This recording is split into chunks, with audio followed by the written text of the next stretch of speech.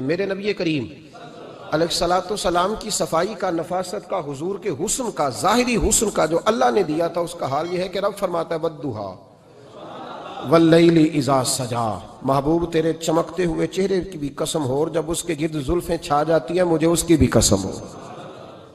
اور حضرت عبداللہ بن رواحہ نبی پاک کے صحابی ہیں، وہ فرماتے ہیں کہ حضور کوئی معجزہ نہ دکھاتے، نہ چاند توڑتے، نہ ڈوبا سورج موڑتے، نہ درختوں سے کلمہ پڑھواتے، کوئی معجزہ نہ دکھاتے، پھر بھی نبی پاک کا چہرہ اتنا خوبصورت تھا کہ لوگوں نے دیکھتے جانا تھا اور کلمہ پڑھتے جانا تھا۔ یہ حضور علیہ السلام کے ظاہری حسن کا حال تھا، لیکن اس کے باوجود اللہ کے محبوب آئینے کے سامنے کھڑے ہو کے کنگھی فرماتے تھے، تیل استعمال فرماتے تھے۔ اللہ کے محبوب علیہ السلام اپنے بالوں کے درمیان سے مانگ نکالتے تھے، آدھے بال ایک طرف ہوتے تھے، آدھے ایک طرف ہوتے تھے، اور صحابہ فرماتے ہیں کئی دفعہ حضور امامہ اتارتے تو ان بالوں کے بیچ جو خوشبو لگی ہوتی اس کا رنگ بھی ہم دیکھا کرتے۔ حضور صاف لباس پسند کرتے تھے۔ ایک شخص کو حضور نے دیکھا، اس نے میلے کچیلے کپڑے پہنے، تو حضور نے ٹھنڈی آہ بھری، فرمایا کاش یہ دھو کے کپڑے پہنتا۔ ایک شخص کو دیکھا بال بکھرے ہیں، کنگھی نہیں کی، تو حضور فرمانے لگے کاش یہ کنگھی کر لیتا۔ نفاست پسند آدمی پہ نا بوجھ بنتا ہے۔ جو آدمی، آپ کو پتہ ہے کہ امام شافعی تو فرماتے ہیں جمعے والے دن غسل کرنا واجب ہے، مت غسل نہ کرے تو جمعہ ہی نہیں ہوگا۔ اگرچہ ہمارے امام صاحب کے نزدیک سنت ہے۔ یہ سنت کب بنا؟ ایک دن نا بہت سارے لوگ اپنے اپنے کام سے اٹھے مسجد میں آ گئے، مسجد نبوی میں۔ کوئی کسان تھا تو کھیت سے اٹھ کے آ گیا، کوئی مزدور تھا تو مزدوری سے اٹھ کے آ گیا۔ تو مسجد میں جب بہت سارے لوگ جمع ہوئے نا، تو بعض لوگوں کو دقت محسوس ہوئی، تو رسول کریم علیہ السلام نے فرمایا کتنا ہی اچھا ہو کہ تم جمعے والے دن نہا کے آیا کرو۔ بس وہ صحابہ کا مزاج ہمارے والا نہیں تھا کہ تفصیل بتائیں، حکمت بتائیں، ملے گا کیا، ثواب کتنا، نہ نہائیں تو گناہ، یہ کوئی نہیں۔ حضور نے کہا کہ نہا کے آؤ تو کتنا ہی اچھا ہے۔ پھر کسی صحابی نے کبھی بھی بغیر غسل کیے جمعہ ادا ہی نہیں کیا۔ کسی نے بغیر غسل کے کبھی جمعہ ادا ہی نہیں کیا نا۔ اسلام بڑا خوبصورت دین ہے۔ حضور نے فرمایا جو کچا پیاز کھائے وہ مسجد نہ آئے، پہلے مسواک کرے، دانت صاف کرے، پھر آئے۔ نبی پاک صلی اللہ علیہ وسلم نے فرمایا جو کچی مولی کھائے مسجد نہ آئے۔ مولی کھانا جائز ہے، پیاز کھانا جائز ہے، لیکن منہ سے بدبو آتی ہے۔ نبی پاک علیہ السلام کا ظاہری حسن کیا بات ہے۔ میلاد مبارکہ میں نبی پاک علیہ السلام کی جو چیز بڑی کھل کے واضح ہوتی ہے وہ رسول اللہ کا حسن و جمال ہے۔ آپ کی والدہ سیدہ طیبہ طاہرہ حضرت سیدہ آمنہ رضی اللہ تعالیٰ، اماں جی کہتی ہیں کہ میرے محبوب جب میرے بطن اقدس میں آئے تو جو تکالیف عورتوں کو ہوتی ہے مجھے ان میں سے کوئی تکلیف بھی نہیں ہوئی، اور اماں جی کہتی ہیں مجھے کبھی کوئی ثقل، کوئی بوجھ محسوس نہیں ہوا، اور فرماتی ہیں کہ جو ولادت کے وقت لوگوں کو، عورتوں کو تکلیف ہوتی ہے مجھے وہ بھی نہیں ہوئی، اور فرماتی ہیں کہ نبی کریم علیہ السلام پیدا ہوئے تو ہمیں حضور علیہ السلام کی ناف کو کاٹنا نہیں پڑا، ناف بریدہ پیدا ہوئے، ختنہ شدہ پیدا ہوئے۔ آپ کو پتہ ہے عورتیں غسل دیتی ہیں بچے کو پیدا ہونے کے بعد، لیکن میرے محبوب نے سجدہ ہی کر لیا پیدا ہوتے ہی، امتی امتی کہتے ہوئے پیدا ہوئے۔ حق نے فرمایا کہ بخشا الصلاۃ والسلام، اور پہلے سجدے پر روز ازل سے درود۔ میرے امام فاضل بریلوی کا جو انداز تکلم ہے نا، اس کی بھی حد ہی کوئی نہیں، کوئی حد ہی نہیں، کہاں تک ان کی محبت جاتی۔ کہنے لگے پہلے سجدے پہ روز ازل سے درود، یادگاری یہ امت پہ لاکھوں سلام، یادگاری یہ امت پہ لاکھوں سلام۔ بتائیے بغیر وضو کے، بغیر غسل کے سجدہ ہو جاتا ہے؟ تو حضور نے سجدہ کر کے بتایا کہ اللہ نے مجھے پاک صاف پیدا کیا ہے۔ نبی پاک صلی اللہ علیہ وسلم کی والدہ نے جب یہ باتیں ارشاد فرمائیں تو لوگوں نے پوچھا ان سے کہ اماں جی پھر آپ ایک جملے میں بتائیں کہ ماجرا سارا کیا تھا، آخر ایک ولادت تو ہوئی نا، آپ کے وجود اطہر سے ایک بچہ تو نکلا، تو یہ کیا تھا؟ تو سیدہ آمنہ فرمانے لگی خرج منی نور، بس میرے وجود سے ایک نور نکلا ہے، بس میرے وجود سے ایک، اور روشنی آتی جاتی ہے تو کسی کو تکلیف نہیں دیتی، ایک نور نکلا۔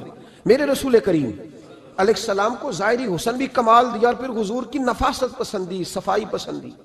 نبی پاک جب بات کرتے تھے نا تو حضور کے دانتوں سے نور نکلتا تھا، اس کے باوجود حضور ہر وضو کے لیے مسواک کرتے۔ میں نے ہر نماز کے لیے نہیں کہا، میں اپنے لفظوں کا ذمہ دار ہوں۔ کس کے لیے بولے آپ حضرات؟ ہر وضو کے لیے، یعنی اگر نبی پاک نے وضو نماز کے لیے کیا تب بھی مسواک کی، اور اگر قرآن شریف کی تلاوت کے لیے کیا تو پھر بھی مسواک کی، کسی اور موقع کے لیے وضو فرمایا تو پھر بھی مسواک کی۔ اور سیدہ عائشہ فرماتی ہے جب بھی حضور گھر سے نکلنے لگتے پہلے مسواک فرماتے۔ حالانکہ رسول پاک کے دندان اقدس تو نور والے تھے، ضرورت ہی نہیں تھی ہماری تعلیم کے لیے نفاست پسندی. ایک بات میں نے شروع کرنی ہے پر آپ نے ناراض نہیں ہونا، پہلے وعدہ کر لیں. جڑے نہیں بولے انہوں نے کی ارادہ ہے ہو جانا ہے. چلو ہو جائے، کوئی گل نہیں، خیر ہے، ہو جائیں آپ ناراض. نبی پاک نے بڑی مونچھیں نہیں پسند کی، حضور کو اچھی نہیں لگتی تھی. ایک بات پوچھتا ہوں آپ سے، یہ درد دل ہے میرا اور صرف سمجھانے کے لیے عرض کر رہا ہوں، کوئی تنقید نہیں. اللہ تعالیٰ مجھے نیت کا وضو عطا کرے. ایک بات بتانا، اگر بہو کھانا پکا کے لائے اور سالن سے بال نکل آئے تو پھر اس کا کیا حال ہوتا ہے؟ کئی تو بوڑھے پلیٹ اٹھا کے دیوار میں مارتے ہیں، ایسا ہی ہوتا ہے نا، یہ کیا ہے؟ اور اگر کبھی روٹی سے نکل آئے تو بیوی صاحبہ کا کیا حال ہوتا ہے؟ یہ کوئی طریقہ ہے کھانا پکانے کا؟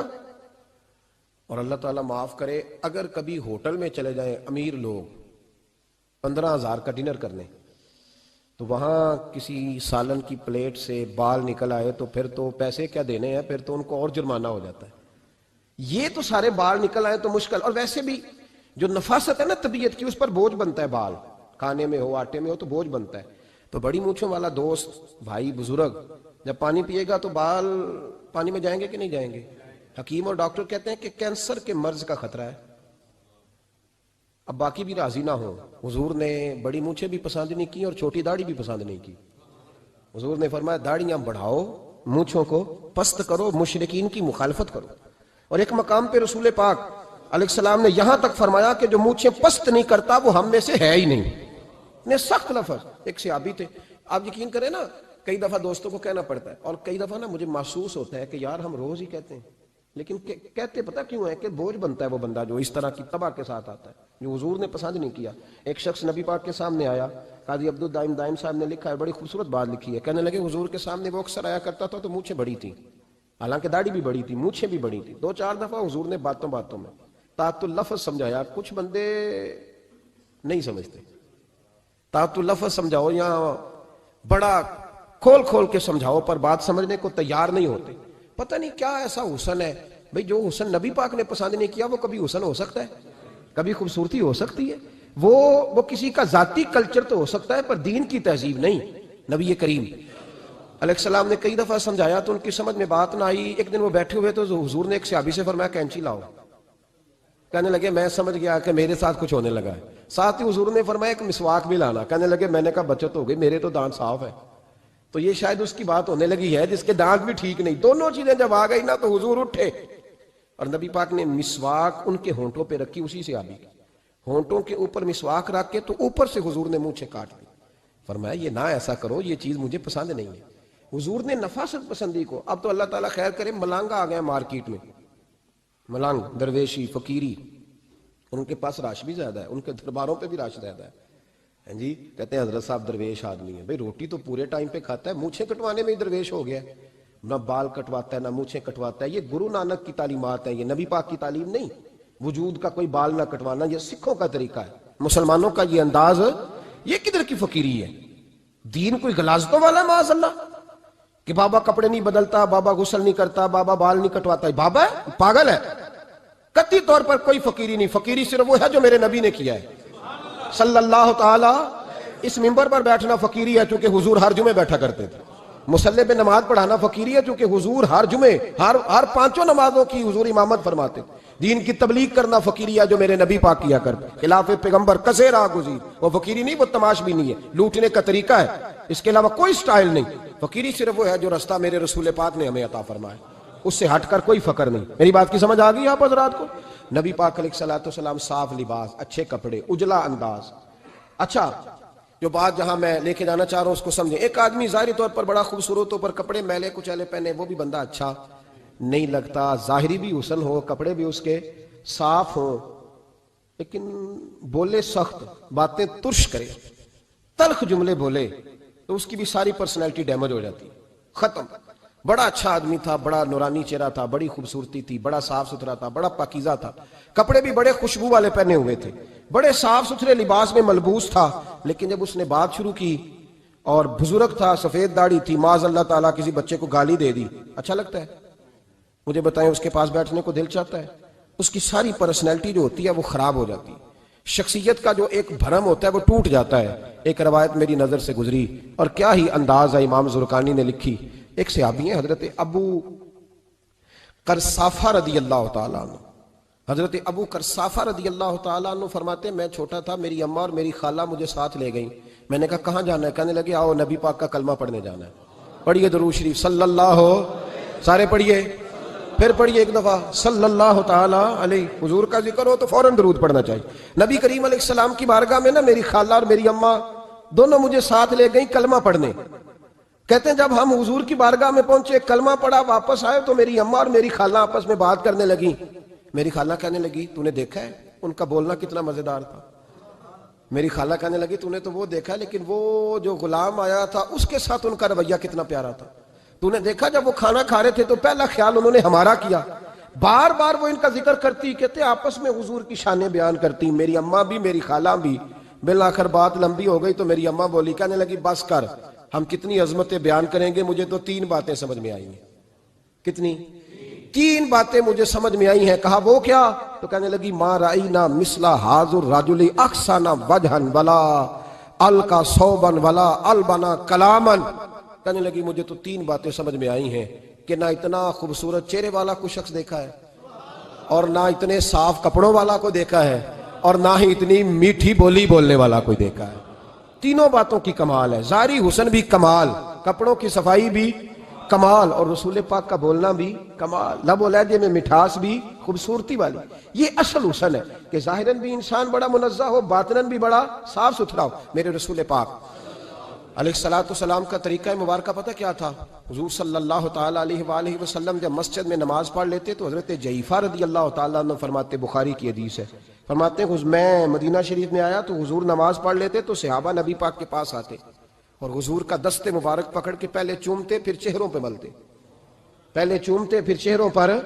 نبی پاک کے صحابہ حضور کے قدم بھی چوما کرتے، قدموں میں جھکا کرتے تھے۔ یہ تو بھائی اس وقت پتہ چلتا ہے جب کسی سے پیار ہو جاتا ہے، جب کسی بندے سے۔ میں اکثر مثال دیا کرتا ہوں اکثر کہ کسی کا بچہ پیشاب کرے تو کہہ آتی ہے، الٹی آتی ہے، لیکن اپنا بچہ بالوں میں بھی کر دیتا ہے، پھر کوئی کہہ نہیں آتی چونکہ اپنا ہے نا، پیار ہو گیا نا۔ اب وہ کیفیت جب کسی سے محبت ہو جاتی ہے نا تو کچھ چیزیں صرف سمجھنے کی نہیں، کچھ چیزیں ایسی ہوتی ہیں جو محسوس کرنے والی ہوتی۔ اس نے کہا تھا عشق ایک ڈھونگ ہے، میں نے کہا تجھے عشق ہو خدا کرے، پھر کوئی تجھے اس سے جدا کرے، تو اسے تسبیحوں پہ پڑھا کرے، تو اسی کا نام جپا کرے، تو گلی گلی پھرا کرے، پھر میں کہوں کہ عشق ایک ڈھونگ ہے اور تو نہیں کہا کرے، پھر میں کہوں کہ عشق ایک ڈھونگ ہے اور تو۔ اس نے کہا تھا عشق ایک ڈھونگ ہے تو میں نے کہا تجھے عشق ہو خدا کرے۔ بھائی یاد رکھو جب انسان کو محبت ہوتی ہے تو پھر اس کے انداز بدل جاتے ہیں، اس کے طور طریقے تبدیل ہو جاتے ہیں۔ وہ میں اکثر ایک بات کہا کرتا ہوں، میں کہتا ہوں بچہ باہر سے برگر کھا کے آ جاتا ہے رات کو، اماں کہتی بیٹے روٹی کھا لو، کہنا تو گوبھی پکائی میں نہیں کھانی، حالانکہ برگر کھا آیا ہے، دور سے کھا آیا ہے، تو اماں اس کو کہتی ہے پھر میں سویاں نہ بنا دوں تھوڑی سی اپنے بیٹے کو، فٹافٹ چاول نہ تجھے ابال دوں، ساتھ میں باریک دال بنا دیتی ہوں، کہتا نہیں میری مرضی کا پکاتے ہی نہیں، میں نے نہیں کھانا۔ ایسے اب ابا جو ہے نا، ابا وہ اماں کو سمجھا رہا، کہتا چھڈ پرا، بھوک لگے گی تو آپ ہی کھا لے گا، تھوڑا ایڈی ٹینشن لے، ایویں پہ تینوں ستاندا ہے۔ اماں کیا کہتی ہے؟ کہتی نہیں مجھے نیند نہیں آ رہی، کھائے گا تو سکون آئے گا۔ اب اس کو آپ لاکھوں دلیلیں دیں کہ سیاںا بیان ہے، بچہ نہیں ہے، 22 سال کا ہے، 24 سال کا، چھوڑ تو کیا کر رہی ہے، لیکن اماں کو کوئی سمجھا سکتا؟ کیوں نہیں سمجھا سکتا کہ اسے اپنے بیٹے سے پیار بڑھا ہے؟ وہ کیا کرے، وہ مجبور ہے، اس کے دل کی کیفیت اس طرح کی ہے کہ کوئی دنیا کی طاقت اسے سمجھا سکتی، سوال ہی نہیں پیدا ہوتا کوئی اسے سمجھا سکے۔ یہ ممکن کیسے ہو، کیسے سکتا ہے؟ یہ محبت ہے۔ میرے رسول پاک علیہ السلام کے صحابی حضرت جعفر فرماتے ہیں میں حضور کی بارگاہ میں آیا تو صحابہ کیا کرتے؟ نبی پاک کا دست مبارک پکڑتے، پہلے چومتے پھر چہرے پہ ملتے، بخاری ہے۔ فرماتے میں نے کہا یہ کیا کر رہے ہیں؟ پھر اچانک میرا بھی دل کیا ذرا کر کے تو دیکھو، کوئی چیزیں چکھنے پہ پتہ لگتا ہے کتنی مزیدار ہے۔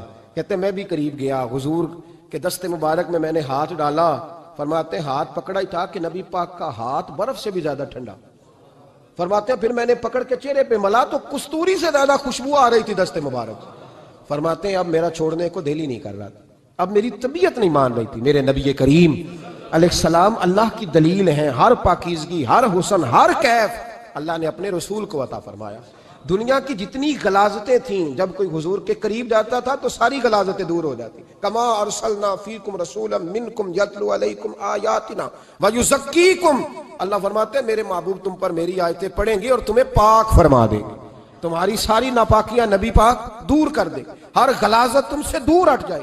ایک صحابی ہیں حضرت شیبہ بن عثمان رضی اللہ تعالی عنہ، وہ کہتے ہیں میرے والد کو اور میرے چچا کو مسلمانوں نے احد میں قتل کر دیا تھا، میرے دل میں بڑا غصہ تھا، بڑا جلال تھا کہ کبھی مجھے موقع ملے تو میں بدلہ لوں گا۔ کہتے ہیں فتح مکہ کے بعد نبی پاک علیہ السلام حوازن کی جنگ کے لیے نکلے، مجھے پتا چلا حضور جا رہے ہیں، تو میرے اندر شعلے بھڑک رہے تھے انتقام کے۔ روز میں منصوبہ بندی کرتا، پلاننگ کرتا کہ کسی طریقے سے میں ان تک پہنچوں گا اور بدلہ لوں گا۔ کہتے ہیں نبی کریم علیہ السلام نہ حوازن کے لیے پہنچ چکے تھے، فرماتے ہیں میں بھی جنگ میں جا کے شریک ہو گیا، اور میں نے طریقہ اس طرح کا اختیار کیا کہ کسی طریقے میں حضور تک پہنچ جاؤں۔ سمجھ آ رہی ہے میری بات کی؟ نبی کریم علیہ السلام تک کسی طریقے پہنچ جاؤں۔ فرماتے ہیں لڑتے لڑتے، لڑائی کے دو طریقے ہوتے تھے، کبھی تو ایسے ہوتا تھا کہ ایک دو آدمی مل کے آپس میں لڑتے تھے، پھر گمسان کا رن پڑتا تھا، گھمبیر ہو جاتی تھی جنگ، سمجھ نہیں آتی تھی تیر کہاں سے آیا، نیزہ کہاں سے آیا۔ فرماتے جب گمسان کا رن پڑا نا، مجھے موقع مل گیا، میں حضور کے قریب پہنچ گیا۔ حضرت شیبہ بن عثمان رضی اللہ تعالیٰ عنہ کہتے جب میں پہنچ گیا تو میں نے نا دیکھا کہ اب حضور کے قریب لوگ نہیں ہیں۔ فرماتے میں نے نا فوراً تلوار اٹھائی، تلوار اٹھا کے میں حضور کو معاذ اللہ شہید کرنے ہی لگا تھا کہ ایک نور چمکا حضور کے سامنے۔ پڑھیے درود صلی اللہ علیہ وسلم۔ کہتے ایک نور چمکا، اتنی تیزی تھی اس نور میں کہ میری آنکھیں بند ہو گئی، میرے ہاتھ سے تلوار گر گئی، آنکھیں چندھا گئی میری۔ فرماتے تلوار میرے ہاتھ سے چھوٹ گئی۔ اب جب وہ روشنی مدھم ہوئی نا تو میں نے دیکھا نبی پاک سامنے کھڑے مسکرا رہے ہیں۔ میں نے کر دیا، آپ نے سن لی، ذرا دیکھو تو صحیح، جو تلوار لہرائے اسے دیکھ کے بھی کبھی کو مسکرایا ہے؟ جس نے تلوار ہی لہرا دی، جو شہید کرنے ہی لگا تھا، پہنچ گیا تھا۔ لیکن یہ اخلاق میرے رسول پاک کا ہے صلی اللہ اعلیٰ حضرت فاضل بریلوی کا ایک شعر میں نے پڑھا۔ کئی کچھ چیزیں ایسی ہوتی ہیں جو بس نا وہ آتی تو سامنے ہیں لیکن وہ اتنا لطف دے جاتی ہیں کہ ٹھنڈا ہو جاتا ہے مزاج۔ رات کو میں شعر پڑھ رہا تھا اعلیٰ حضرت کا فاضل بریلوی رحمت، اور میں نے شعر پڑھا تو مجھے اچھا لگا سنانا۔ ایک دوست کو میں نے فون کیا، میں نے کہا یار ذرا شعر تو سن لے، یہ پہلی دفعہ نظر سے گزرا ہے، ابھی سیدھا سادہ لیکن روح تک اتر گیا۔ اعلیٰ حضرت فرمانے لگے نبی پاک کے بارے میں، فرمانے لگے سیدھی سیدھی روش پر کروڑوں درود، سیدھی سیدھی روش پر، بالکل سیدھی ہے حضور کی باتیں، کسی پیچیدگی کی ضرورت نہیں۔ کہنے لگے سیدھی سیدھی روش پر کروڑوں درود، سادی سادی طبیعت پہ لاکھوں سلام، سادی سادی طبیعت پہ سیدھی سیدھی روش پر کروڑوں درود اور سادی سادی طبیعت پہ لاکھوں سلام۔ میرے نبی کریم صلی اللہ علیہ وسلم مجھے دیکھ کے مسکرائے، اور فرمایا جب حضور مسکرائے نا تو میں نبی کریم علیہ السلام کو دیکھ کے حیران ہوا کہ میں نے تلوار تانی تھی اور حضور نے مسکرانا شروع کیا۔ فرماتے اب حضور نے مجھے بلایا، آواز کے ساتھ نہیں بلایا، حضور نے اشارہ کیا یوں کر کے، فرمایا ادھر آؤ نا۔ فرماتے مجھے اب یہ بھی سمجھ نہیں آئی کہ کس نے مجھے اٹھا کے حضور کے قریب کر دیا۔ فرماتے میں نبی کریم کے قریب گیا تو حضور نے میرے دل پر 3 تھپکیاں دی۔ ایک تھپڑ ہوتا ہے، ایک تھپکی ہوتی ہے، پتہ ہے نا فرق کا؟ ایک تھپڑ کو مارے تو جلال آتا ہے اور تھپکی دے تو پیار آتا ہے۔ کہتے ہیں حضور نے 3 تھپکیاں دی اور دی بھی میرے دل پر، 1 پھر 2 پھر 3۔ کہتے ہیں پہلی تھپکی دی تو میرے اندر سے کفر نکل گیا، دوسری تھپکی دی تو میرے اندر ایمان داخل ہو گیا، اور تیسری تھپکی جب نبی پاک علیہ السلام نے دی تو مجھے ہر چیز سے بڑھ کر رسول اللہ سے پیار ہو گیا، محبت ہو گئی نبی کریم سے۔ آپ فرماتے ہیں اب حضور نے نا فوراً میرے ہاتھ میں تلوار تھمائی، فرمایا پہلے تو ہمارے خلاف لڑ رہا تھا، تلوار پکڑ، اب ہماری طرف سے لڑ، تلوار پکڑ اور لڑ۔ آپ فرماتے ہیں میں اتنا لڑا کہ جو حضور کا دشمن سامنے آتا میں گلا کاٹ دیتا، جو آتا میں اس کے ٹکڑے کر دیتا۔ فرماتے ہیں پہلے میں باپ کا بدلہ لینے آیا تھا، اور اب میرا یہ حال ہے کہ اگر میرا باپ بھی سامنے آئے گا تو میں اس کا بھی گلا کاٹ دوں گا، لیکن حضور کے قریب کسی کو جانے نہیں دوں گا۔ حضرت شیبہ بن عثمان کہتے ہیں جنگ ختم ہو گئی، حضور خیمے میں گئے، میں بھی گیا، اب نبی پاک لوگوں سے باتیں کر رہے ہیں، حضور لوگوں سے باتیں کر رہے ہیں، میں ایک کونے میں بیٹھا سوچ رہا ہوں کہ میں تو بدلہ لینے آیا تھا، یہ میرے ساتھ ہوا کیا؟ حضور لوگوں سے باتیں کرتے جا رہے ہیں، میں سوچتا جا رہا ہوں کہ میں تو انتقام لینے آیا، یہ کیا معاملہ ہوا؟ کہتے ہیں محبوب نے اچانک میری طرف نظر اٹھائی اور فرمانے لگے شیبہ ایک ارادہ تو نے کیا تھا جو غلط تھا، اور ایک ارادہ میرے رب نے کیا ہے اور تیرے اوپر فضل فرما دیا ہے۔ فرماتے حضور نے اب مجھ سے فرمایا کوئی خواہش ہو تو بتاؤ، مانگ لو کچھ مانگنا ہے تو۔ میں نے عرض کی یا رسول اللہ میری بخشش کی دعا کر دیں، بڑا میرا خوفناک ماضی ہے، میں اسلام کا بڑا دشمن رہا ہوں، حضور دعا کر دیں یاد ماضی عذاب ہے یا رب، چھین لے مجھ سے حافظہ میرا، یا رسول اللہ بڑے گناہ ہیں میرے، دعا کر دیں۔ کہتے میں نے دعا کے لیے کہا اور حضور پھر دوسرے لوگوں سے باتیں کرنے لگ گئے، کبھی اس سے کبھی اس سے کبھی اس سے۔ میں سوچنے لگا کہ میری بات کا کوئی جواب ہی نہیں آیا۔ جب تو 3 بار میں نے سوچا تو میرے کریم نے پھر توجہ میری جانب کی اور فرمایا تو نے بخشش کی دعا کا کہا تھا، میں نے سن لیا ہے، رب کریم نے تیری بخشش فرما دی ہے، اللہ نے تجھے بخش دیا ہے، تیری خطائیں رب کریم نے معاف کر دی۔ نبی پاک کے دست مبارک کی برکت، رسول پاک۔ ایک صحابی تھے حضرت فرقد ان کا نام تھا رضی اللہ تعالی۔ پہلے نا میں جب گفتگو کیا کرتا تھا نا تو میں صحابہ کا نام نہیں لیتا تھا، میں کہتا تھا ایک صحابی فرماتے ہیں، چونکہ صحابہ کے نام مشکل تھے، لوگوں کو یاد نہیں رہتے۔ ایک دن میرے دل میں خیال آیا کہ نام لیں گے نہیں تو انہیں آئیں گے کیسے، چلو خود کسی کو یاد ہو جائے گا، تو مجھے اچھا لگا۔ پچھلی دفعہ میں نے حضرت ساسا بن ناجیہ کا نام لیا تو مجھ سے میرے دوستوں نے کہا ذرا لکھ کے دیں کیا نام تھا۔ مجھے خوشی ہوئی کہ یار اگر یہ لفظ کہے جائیں گے تو لوگوں کو دلچسپی ہوگی۔ حضرت فرقد ایک صحابی تھے، اور یہ وہ صحابیاں جنہوں نے حضرت عمر کے زمانے میں موصل کا علاقہ فتح کیا تھا، بڑے دلیر تھے، ان کی 4 بیویاں تھیں۔ وہ کہتے ہیں جب بھی یہ گھر میں آتے تو خوشبو اتنی اعلیٰ لگا کے آتے کہ ہم حیران ہو جاتی۔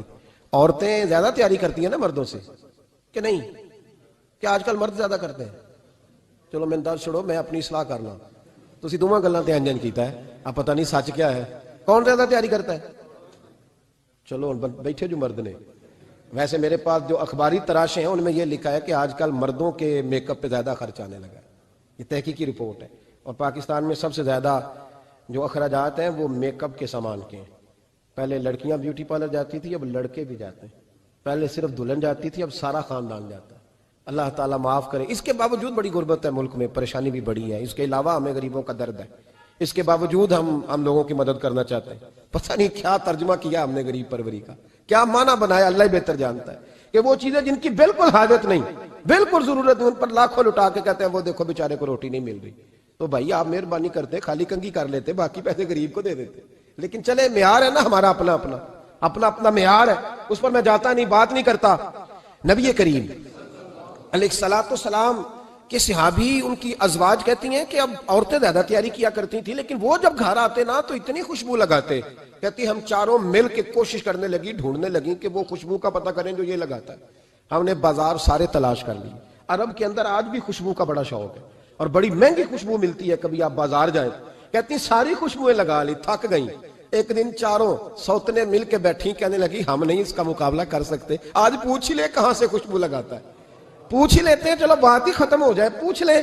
یہ ہم جتنی مرضی آلہ لگائیں، جب یہ آ جاتا ہے نا، کچھ لوگ میرے محفل ہوتے ہیں، جہاں آ جاتے ہیں وہاں چھا جاتے ہیں، تو یہ جب آتے ہیں تو چھا ہی جاتے ہیں، کیا کریں، اس طرح کا میرے محفل ہے، کیا کریں اس کا۔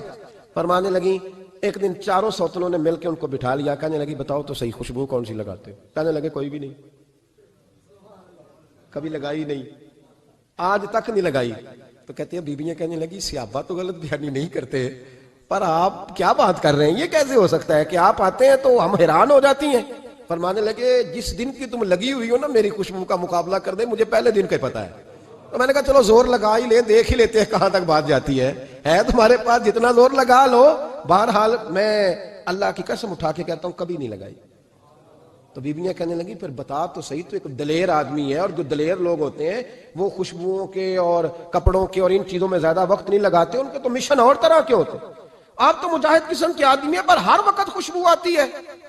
تو حضرت فرقد رو پڑے، کہنے لگے بیمار ہو گیا تھا، لاچار ہو گیا تھا، حکیموں طبیبوں نے انکار کر دیا، وجود پر میرے آبلے نکل آئے، پھنسیاں بن گئی، ان میں پیپ بھر گئی، بیٹھ نہیں سکتا تھا، اٹھ نہیں سکتا تھا۔ جب تھک گیا نا تو دروازہ رسول پہ چلا گیا، جب تھک گیا طبیبوں کا تھکایا ستایا حضور کی بارگاہ میں، کہا محبوبہ دیکھے تو صحیح میرا کیا حال ہے۔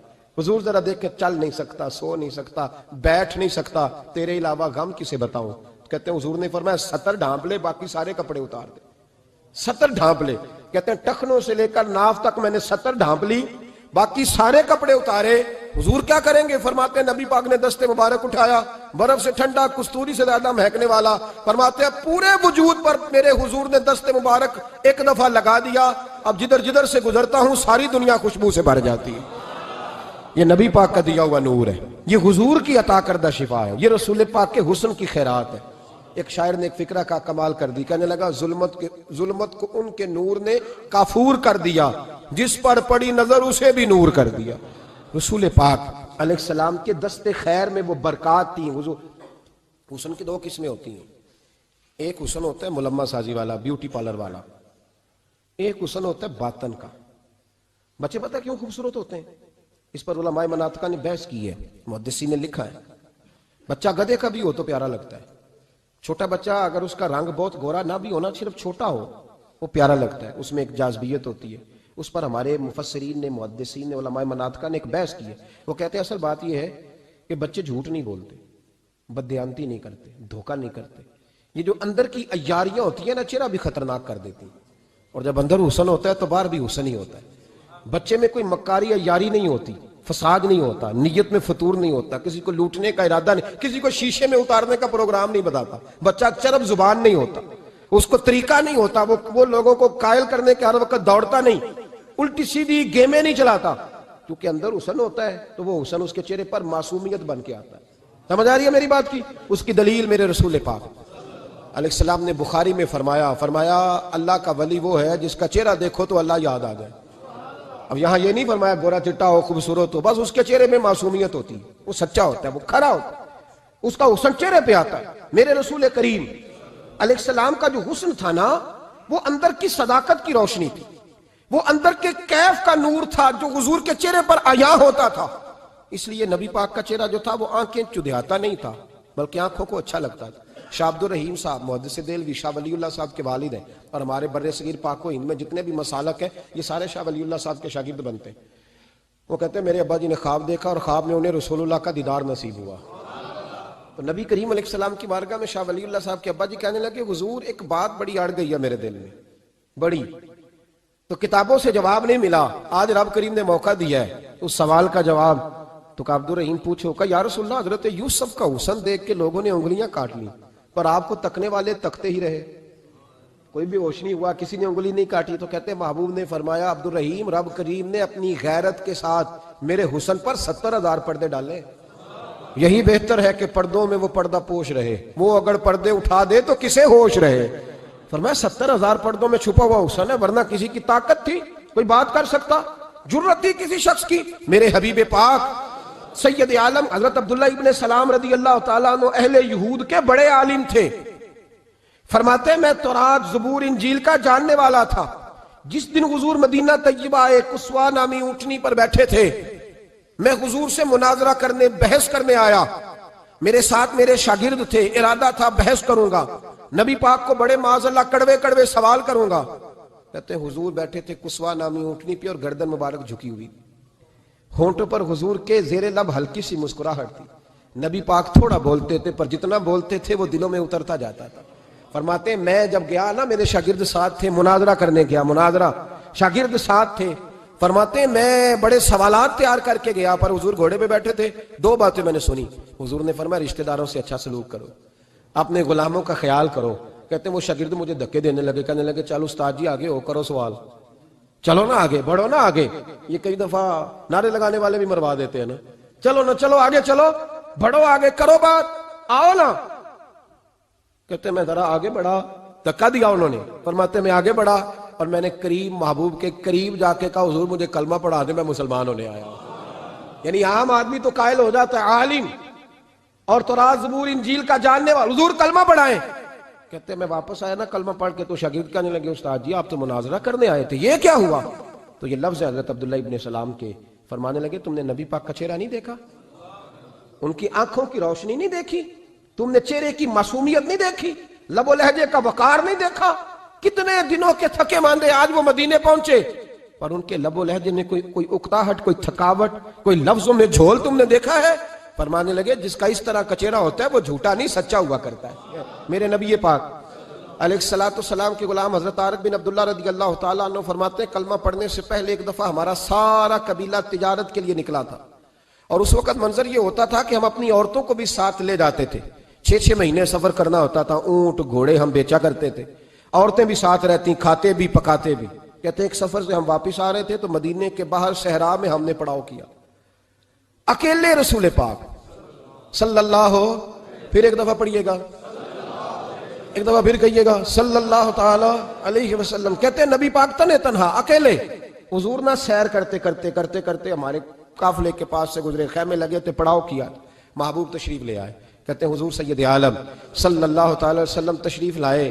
کوئی قبیلے میں سے, قافلے میں سے حضور کو جانتا نہیں تھا. ایک سرخ رنگ کا اونٹ تھا ہمارے سردار کا جو بکنے سے رہ گیا تھا, بڑا خوبصورت. کہتے ہیں نبی پاک کو پسند آ گیا. حضور پوچھنے لگے تم کون ہو؟ کہا جی مسافر ہے. کہاں سے آئے ہو؟ فلاں جگہ سے آئے ہیں. کس لیے آئے ہو؟ ہم تجارت کی غرض سے نکلے. اونٹ بیچو گے؟ بیچنا ہے. کتنے کا؟ سودا طے ہوا. اس نے کہا اتنے لینے, حضور نے کہا اتنے دینے ہیں. بات طے ہو گئی. کہتے ہیں لگام حضور نے پکڑی اور فرمانے لگے وہ سامنے میرا شہر ہے جس کا نام مدینہ, وہ میرا شہر ہے. میں ابھی مدینے جاتا ہوں, اپنے غلام کو بھیجتا ہوں اور تمہیں آ کے نہ قیمت دے جاتا ہے. محبوب گھوڑے کی لگام تھا, اونٹ کی لگام تھا میں, نکیل تھا میں, اونٹ تھا سرخ رنگ کا. حضور لے کے جب نکلے نا, تھوڑا سا چند قدم آگے گئے تو ان میں سے ایک شخص بولا, کہنے لگا سردار اب سیانے لوگ ہیں, سمجھدار ہیں.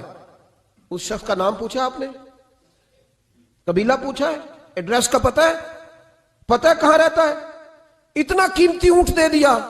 سردار بھی کہنے لگا, سارے کہنے لگے یار ان کی باتوں میں اتنی لذت تھی, ان کے گفتار و رفتار اتنی باوقار تھی, مزیدار تھی کہ ہوش ہی کوئی نہیں رہا.